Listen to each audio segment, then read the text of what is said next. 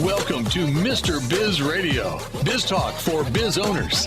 If you're ready to stop faking the funk and take your business onward and upward, this show is for you. And now, here's Mr. Biz, Ken Wentworth. All right, welcome to another episode of Mr. Biz Radio with me, Mr. Biz, Ken Wentworth. This week, we're going to talk about something, again, trying to hit these topics that are very pertinent to our audience. And this is another one of those things. How many of you guys, if you're a business owner, you're an entrepreneur, maybe even you're a wantrepreneur, right? And so you're following content and all that stuff, and you always hear people talk about, man, you got to be careful about growing too fast. Your business all of a sudden, and you think yourself like, gee, I wish I could have that problem, right? Please grow too fast, right? It's actually not what you think. And that's what we're going to talk about this week. And our guest this week has actually lived through this in a challenging situation. So that's why I wanted to have him on. We've talked about growth, obviously, over the years on the show. We've not really talked about this sort of phenomenon. And, again, you hear people talk about this all the time. First of all, you hear that on both sides. Oh my gosh, grow, grow, grow. You want the hockey stick, like, let's do this.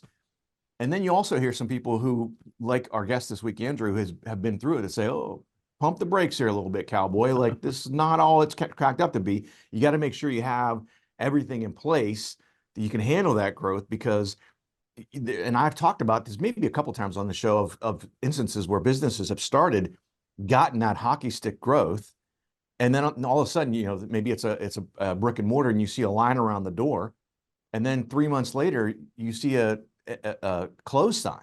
You're like, what in the heck happened? Like, how is that a line around the door and now they're closed? Like, that doesn't make any sense whatsoever.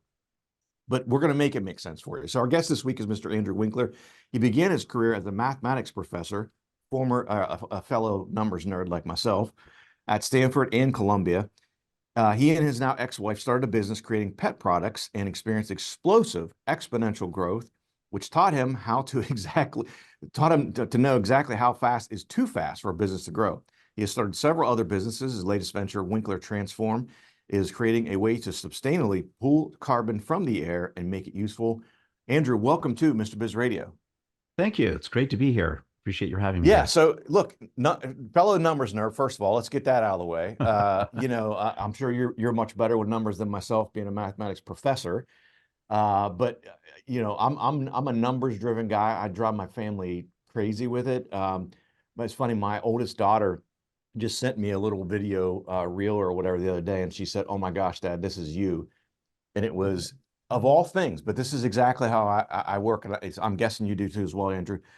It was this family had decided they were on vacation. They decided to take a hot air balloon ride. Okay. Of all things, right? So they're up in this hot air balloon, and it's a big one, a big basket, right? So there's, I think, I want to say there were 5 or 6 family members in this hot air balloon. Okay.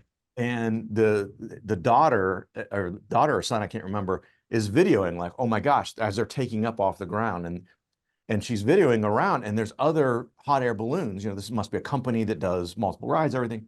Right. And she is videoing the other balloons and as they're taking off, the scenery, and she kind of pans around, and her dad is talking to one of her other siblings, and he's like, okay, so there's 4 other balloons. So there's a total of 5 balloons. You can fit about 8 people in. It's 150 a person. So that means that my daughter's like, Dad, that is so you.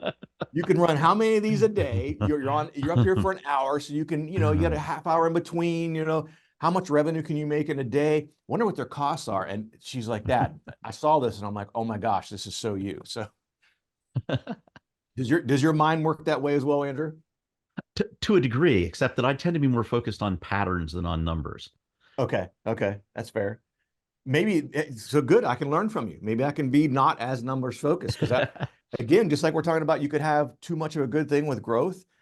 I think sometimes being too focused on the numbers is actually not a good thing. Before we start diving into all that, Andrew, I'd be remiss. Tell us, I talked about some of it in the intro, but tell us a little bit about your entrepreneurial journey. Yeah. So as you mentioned, rather, I was a professor of mathematics, and I had gone to a conference. And so I flew back home to New York after it, and my then wife met me at the airport, together with a friend for moral support and a 6-week-old border collie puppy. And this total surprise, she had talked before about sort of wanting a dog, but there had been no discussion of, now's the time. And so I found myself, my life steadily hijacked by this puppy. And one day I went to go take the dog for a walk in Riverside Park, lovely park along the river in New York. And so I had the leash in one hand and I had my apartment keys in the other hand. And she decided that she wanted me to do some training. So she handed me a baggie of liver bits. So I'm running out of hands, but then there's still baggies for picking up after the dog. So she decides to stuff them in my socks, which felt really gross. And so my reaction was, why doesn't the dog carry all this stuff? So she got thinking and sewed up a little bag to hang from Kellen's collar and took them to Macy's. They bought them, took them to a pet distributor. They bought them. And it was, okay, we're off to the races.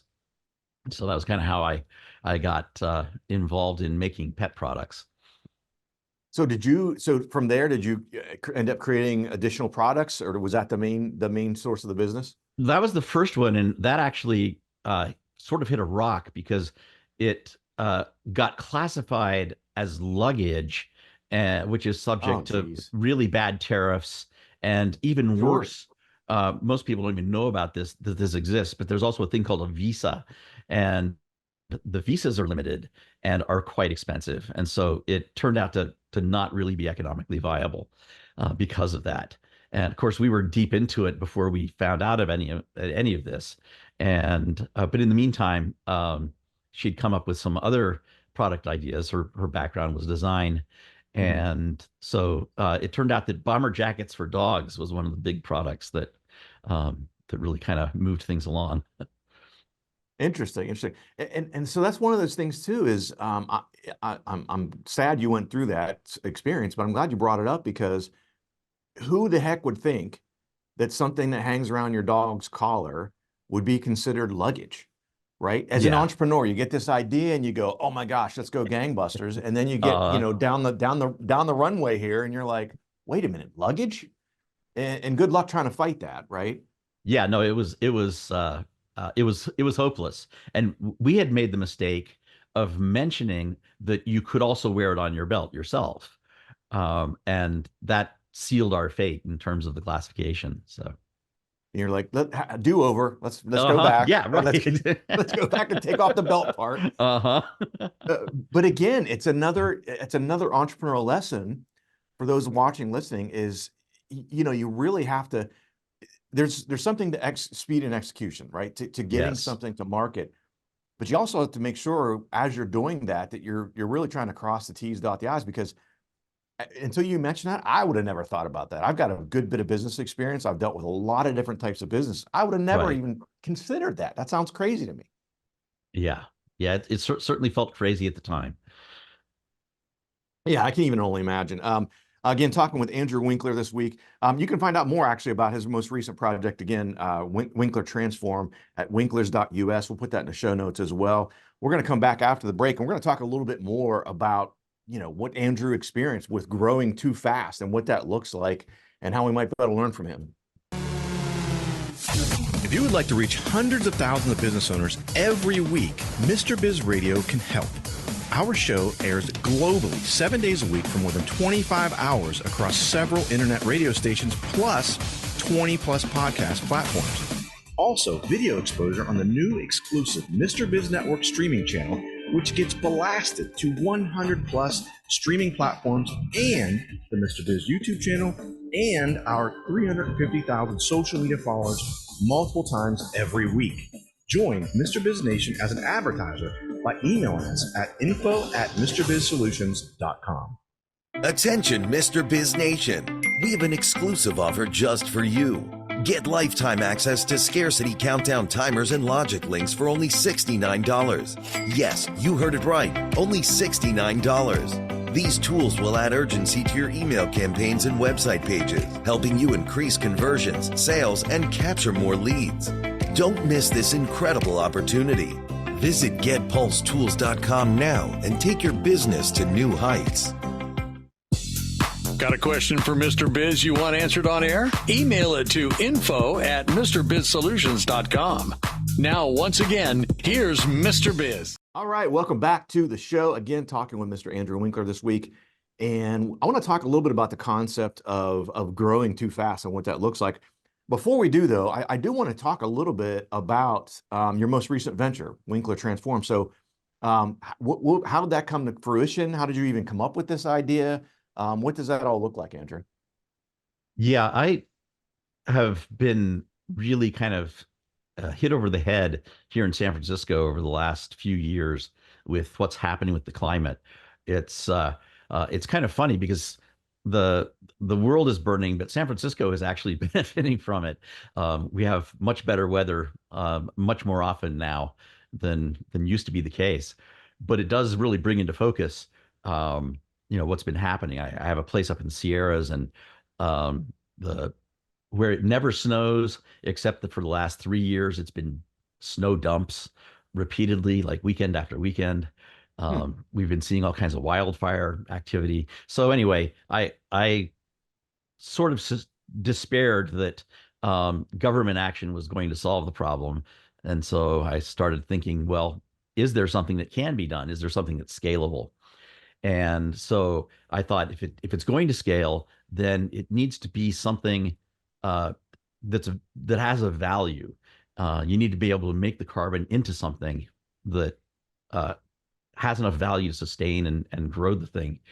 And there are a couple of forms of carbon that are extremely valuable, diamond being one of them, but it has some things about it that are kind of tricky. But there's also a form called graphene that is an incredibly useful material. And it's a very expensive material, but if it could become cheaper, then there are many, many uses for it. It would be an extremely useful thing.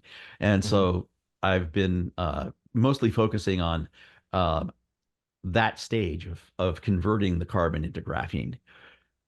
But I've also thought about how to capture it in the first place. And it turns out you can actually make a carbon negative cement in the process, so that not only does the cement not create any carbon pollution, but in fact, over the lifetime of the concrete, it will continue to absorb even more carbon. Interesting. So I'm sure, I mean, you've got the numbers background, obviously, but you probably had to pull in some scientific, some partners into all this, I'm guessing. I'm really fortunate in being, as a graduate student, I was given a Hertz Fellowship. And most people haven't even heard of the Hertz Foundation, probably, but they are really the premier funder of sort of STEM kinds of graduate studies. And it was unusual for them to give one to a mathematician, but usually it's physicists and chemists and engineers. So I have this network of some of the really brightest people around in many of these subjects, and we gather periodically. And so I've had a great collection of brains to pick in the process. Oh, I'm sure. Yeah, with your background for sure. So let's talk about this aspect of growing too fast. And I want to make sure next segment I want to pick your brain a little bit on some for listeners and everything, some yellow flags, some red flags to look for. So I don't want to get too far down that road, but how did you experience this, Andrew, as far as this, this aspect of, oh my gosh, we're growing too fast? Yeah, it's the thing that's so insidious about fast growth is that it really is only when it strangles you that you even realize what's happening. And the reason for it is, people talk a lot about exponential growth and hockey stick, but a lot of times when they say exponential, they really just mean anything faster than linear. But exponential is actually something significantly more dramatic, which we really saw in the pandemic with COVID, where it was a dozen cases, and then like a week later it's 100 cases, and a week later it's 1,000 cases, and until finally it was millions dying all over a period of months. And an example of this is growth of lilies, because lilies also sort of double every day. And so on one day, you'll see a smattering of them. And then the next day, you'll see lots of them. And then the next day, the pond is dead. It's completely taken over. And so that's kind of the character. And the thing about product growth is that it really does kind of work like a virus. Because what happens is one person knows about it and they let a few people know about it and they let a few people know about it. And that's exactly how viruses work. And so you get this exponential growth initially, which is sooner or later, like a virus, it will taper off because eventually people are telling people that already know. And so, it kind of dies out that way. But when you're in that kind of hockey stick phase, I was just thrilled. I had a friend who was a partner at Goldman. And so I made this nice, sort of log graph that showed that, yeah, we were doubling every 3 months. How awesome. And was sort of surprised that he seemed less than completely dismayed and overwhelmed by it, because I guess that in his business that's something you see all the time, and have a little more awareness of kind of what lurks behind it as well. So the thing is, as you're growing exponentially, your sales keep growing, and that always seems encouraging. But the trick is your financing needs are also growing exponentially. Yes. And those financing needs run ahead of your sales, and your sales run ahead of your actually getting the money. And so this lag between when you spend money and when you receive money is getting worse and worse and worse. But because the amounts are smaller, after all, you wouldn't be making the product if you couldn't sell it for more than you can make it for. So the gravity of the danger is not at all clear, kind of until it smacks you over the head. Yeah, it's interesting. So I'm sure you watched the show Shark Tank, and you see a lot of people that come on there that are in the throes of what you're talking about in regards to, hey, we need financing. Like we sold out and we ran out of money. And like I call it the payable receivable cycle. Is a lot of people discount that, but think about, I've given this example a bunch of times, and I know it's exactly what you're talking about, Andrew, is you pay for the raw materials to make your widgets, and then you get an invoice, and then when do you collect the payment for that, right? And so a lot of times your payment is going to be due for the raw material way before, depending on the life cycle of your product, before you actually get paid for it. And so that's when, even when sales are going like crazy, it's like you can get yourself upside down very quickly and very easily. Yeah. And it's not from financial malfeasance or anything. It's like, well, sales are going crazy, but you hadn't considered that, how that cycle works, and it can be a dangerous, very slippery slope.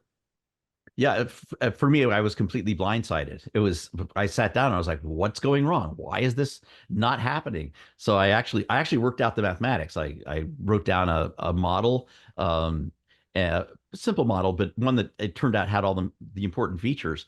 And it was like, no, this can't possibly work. It just keeps getting worse.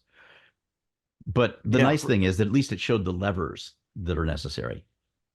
Yeah, which I definitely will dig into those here. We're going to hit a break again, guys. We're going to come back. We're going to talk about some of those yellow flags, some of those red flags. So now you're like, if you're a business owner, you're like, holy crap. Now you got me thinking here. We're going to give you some answers here in the next segment. Talk about some of those yellow flags and red flags to watch out for and not end up in this situation. How would you like to have direct access to Mr. Biz to help you run your business more profitably and more efficiently? At MrBizSolutions.com, you get live access to not only Mr. Biz, but also several of his hand-picked and trusted business experts, each with 20 plus years of experience to help you optimally manage and grow your business. That's just the start of where Mr. Biz Solutions begins. Learn more at MrBizSolutions.com. That's MrBizSolutions.com. Attention, Mr. Biz Nation. We have an exclusive offer just for you. Get lifetime access to scarcity countdown timers and logic links for only $69. Yes, you heard it right. Only $69. These tools will add urgency to your email campaigns and website pages, helping you increase conversions, sales, and capture more leads. Don't miss this incredible opportunity. Visit getpulsetools.com now and take your business to new heights. Check out all 3 of Mr. Biz's best-selling books at MrBizBooks.com. Now, once again, here's Mr. Biz.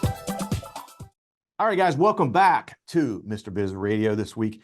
And we're about to give you some answers here, okay? So now if you're a business owner out there and you're early in the stages, or maybe you've got some new products you're ready to launch and you're like, okay, wait a minute, now I'm a little bit hesitant. I'm a little bit afraid here. What should I be looking for? I want to talk about some of those things to look for, but and one of those things I want to ease into as well and bring up initially because it's something near and dear to my heart, Andrew, and that is, I call it margin management. I used to call it pricing, but margin management and how important that is. Is that one of those areas that's like a yellow or a red flag to really look for to make sure you don't get in that situation of growing too fast? It definitely is. And even more specifically, it's the interaction between margins and lead times. The payable receivable cycle you mentioned. Mm-hmm. So there are several levers, but the overarchingly kind of the big picture is we had a really awesome accountant. I mean, he had been a CFO at it was a private company, but if it had been public, would have been Fortune 100. The guy, seriously knew his stuff. But the thing is, when you're managing a big company, you manage to the balance sheet. That doesn't work for small companies. Right. When you're growing, you have to manage to the cash flow situation. And so we were kind of the accounting was always kind of a rear view mirror rather than a sort of forward looking. So that whole cash flow projection is really kind of absolutely critical for a growing business. And one of the levers for that cash flow analysis has to do with the margins. And I encountered actually an enormous amount of confusion between margins and markups as when I was talking with other people in business, and it actually took me a while to figure out that when they were saying markups, when they were saying margins, they really meant markups, and so that's definitely one of the pieces of the puzzle. But then also the lead times and particularly on your on your receivable cycle, sometimes those receivables are infinite. Right? You'll never get paid, and that has to be factored in too, and monitored and kept track of. And I promise you guys, we did not pre-script this at all. But Andrew, these are so when I start working with a business, I call my 3 pillars of financial success, and that is the first one's cash flow. Yes. Exactly what you're talking about. The second one is creating a budget. You got to have something you're managing to. And then margin management, pricing, margin management is the third one. And they're all kind of interacting with each other. And so as you're talking about this, on the cash flow side, the people that are, lag times, obviously, the payable receivable cycle, the slow payers or poor credit risks. Again, I think you're exactly right. And I've seen it. People just sometimes underestimate those. And again, especially in a startup phase, when you're chasing dollars, essentially you're chasing sales. And so you're like, let's go. And so then you get a little bit leaner or more lenient, I should say, in regards to your customer base. And so then you're taking on, to your point, some of these accounts receivable, you're never going to receive the money from because you're chasing sales that you may never get. And again, that's another one of those things that, oh my gosh, again, you see sales going up and all of a sudden your accounts receivable keeps creeping up and keeps creeping up. And you're like, why is it not coming down? And what's my DSO, my days sales outstanding? Like why is this continuing to go up? And it's another one of those things that I think people don't realize. But I did want to mention, I love what you said, because I worked at JP Morgan for many years. And so very similar to what you were talking about at a big company, you're right. It's balance sheet, right? Because they have the financial capital to withstand short downfalls and things like that, economic downturns. Whereas with a smaller business and a startup, it's cash flow. It's for not even income statement. I mean, income statements in there, but cash flow is number one. Without cash, I don't have a business. Right. And as a small business, you don't have access to the credit markets the way that a large company does. And so, it's whenever, daddy or relatives, maybe very close friends, once they're tapped out, that, you're on your own. Yeah, for sure. And again, I think that's one of those things that it's easy. Like I alluded to earlier, that hockey stick where, like the example I used of the brick and mortar restaurant or whatever it might be, that you see a line around the corner, and then 3 months later, 4 months later, you're like, Right. they're closed. Like, what the heck Uh-huh. happened? What we're talking about right now is exactly what happened. Right. Yeah. All you have to do is get, crossways with your suppliers, over cash flow issues, and you're just cut off of oxygen. Right, because that's the other, cumulative and negatively cumulative impact that has when you start to feel that pinch, when you need that additional capital. Now all of a sudden, the bank says, "Okay, that line of credit you had, that's Right. 100,000. It's we're cutting it to 50 because you're Uh, kind of a credit risk here." Your relatives might say, "Hey, I've given you some money here, and you keep telling me you need more. Like, is this even viable? Is this a piece of crap business?" Like, all those things start to close in on you all at the same time as you're experiencing when you really need access to that capital or whatever those resources are. And another great example of this that happened, Andrew, you had alluded to it earlier as well, is COVID with the supply chain issues and the lead times. You're talking about Right. lead times earlier, like, holy crap, lead times just were absolutely crushing people, big and small businesses. Yeah. And it, if there were no lead time, then many other problems would just vanish. Because, if your money is coming in the minute you're laying it out, then, everything's fine. You're fine, But yeah. the longer that time stretches out, the more you're squeezed. And the the nature of the squeeze is essentially that you have kind of mismatched exponentials, and so things are just blowing up on you. Yeah, and I think, especially with the supply chain issues, it was not only the lead times that got to be, quadruple and Mhm. quintuple themselves, which really causes a problem. Especially we're talking about because a lot of these companies at that time, not all of them, but some companies were still wanting you to pay, Uh-huh. in let's say net 30 in 30 days, and you might not receive the product for 90 days after that. Right. And so then how long does it take you after the 90 days? So now you're 4 months in, and how long does it take you Mhm. to sell to get the revenue? It's like, holy crap. But then the shipping charges had Yes. gone through the roof. I mean, I know I had one particular client who was really negatively impacted by it. And we had to quickly look at, okay, we have to increase prices.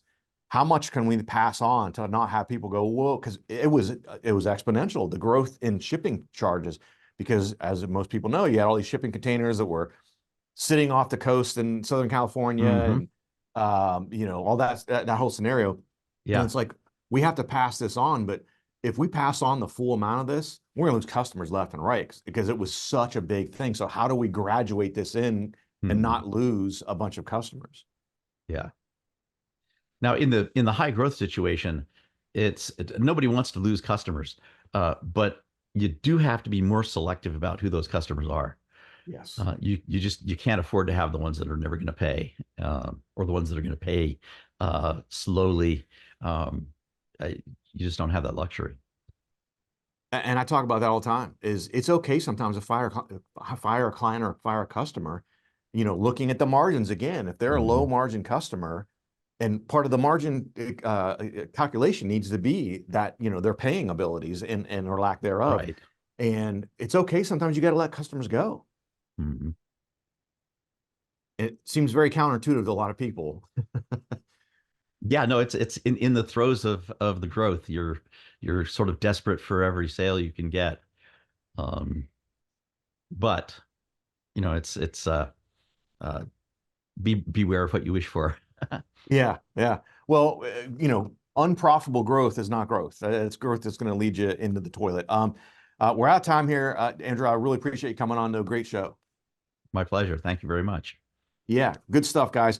Thanks for watching. Thanks for listening. Have a great rest of your week, and don't forget, as always, cash flow is king.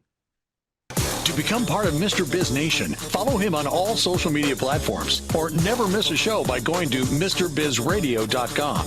If you prefer free video content, visit the Mr. Biz YouTube channel or check out his streaming channel, which is available on 100 plus streaming platforms at MrBizNetwork.com.